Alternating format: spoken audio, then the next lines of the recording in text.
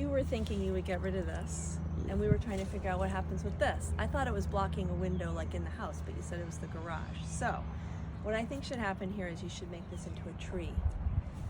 You prune up from the bottom. You take the branches off.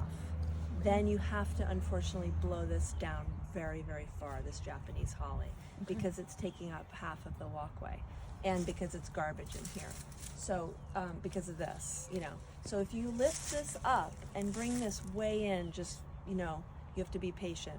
This will have space to grow, and it will. And then you'll have the space under this, and it'll be absolutely beautiful and different, because not a lot of people have rhododendrons pruned into a tree form. It's like you're clearing out underneath, and then it's this beautiful dwarf tree, essentially. Okay, do you think you can do that? I don't know. We'll try.